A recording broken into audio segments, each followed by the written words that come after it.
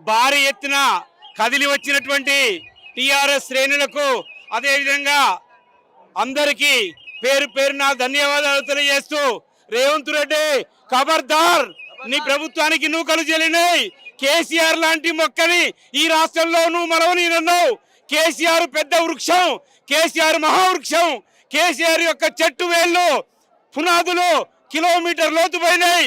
కేసీఆర్ అనే మహావృక్షం మీద రేవంత్ రెడ్డి అనే పిట్ట వారితే గంత కూడా సరిపోదు.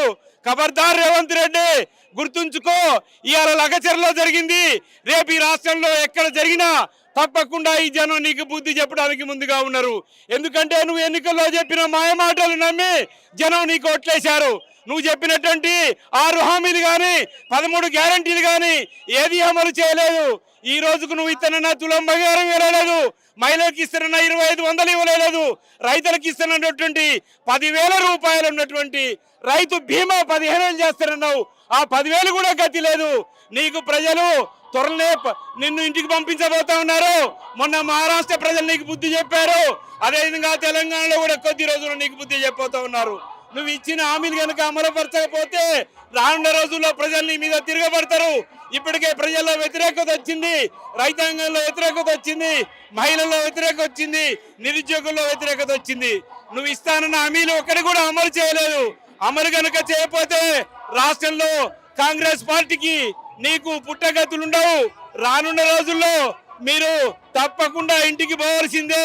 ఎందుకంటే నువ్వు ఒక సంక్షేమ పథకం కూడా అమలుపరచలేదు, నీ వల్ల ఏమీ కాలేదు. అందుకోసం ప్రజలు తప్పకుండా కాంగ్రెస్ పార్టీని ఇంటికి పంపిస్తారు. కేసీఆర్ కు బ్రహ్మరథం పడతారు. కేసీఆర్ అనే పులి నిద్రపోయింది, పులి తొందరలో బయటకు వస్తుంది, జాగ్రత్తగా ఉండండి. ఇప్పుడు కేటీఆర్ మీకు ఎక్కువ, కేటీఆర్ సరిపోతాడు, మీకు కేసీఆర్ అవసరం లేదు. ఈ తెలంగాణ లోపల ఇవాళ నువ్వు ముఖ్యమంత్రి అయ్యేవాడియో, కేసీఆర్ లేకపోతే తెలంగాణ వచ్చేదా, తెలంగాణకి ఉండేదా? కేసీఆర్ అనేవాడు పుట్టకపోతే ఉమ్మడి రాష్ట్రమే ఉండేది. కేసీఆర్ అనేవాడు పుట్టింది కాబట్టి ఇలా తెలంగాణ వచ్చింది. అందుకే నువ్వు ముఖ్యమంత్రి అయినావు, నువ్వు ముఖ్యమంత్రి అయ్యేవాడి కాదు. ఇది గుర్తుంచుకో బిడ్డ. నువ్వు కూర్చున్నటువంటి పీటకి ఇవాళ నీ పీటని ఇప్పించింది ఎవరు? నీ కుర్చీని ఇచ్చింది ఎవరు? ఇవాళ నీ కుర్చీకి తెలంగాణ ముఖ్యమంత్రికి ఇవాళ అవకాశం కల్పించింది కేసీఆర్. ఇది చరిత్ర మర్చిపోదు, చరిత్ర ఎప్పటికీ ఉంటది. ఈ చరిత్రని తుడిపేయాలనుకుంటే సూర్యుని మీద ఉమ్మేసినట్టే.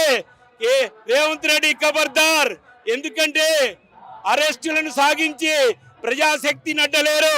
నువ్వు గనక అరెస్టు చేయదలుచుకుంటే బంతికి గోడకి విసిరేస్తే ఎట్లా వెనక్కి వస్తుందో అట్లా గులాబీ దళం ఇవ్వాలా. మిమ్మల్ని ఎదుర్కోవడానికి గులాబీ దళం మొత్తం రాష్ట్ర వ్యాప్తంగా సన్నద్ధమైంది.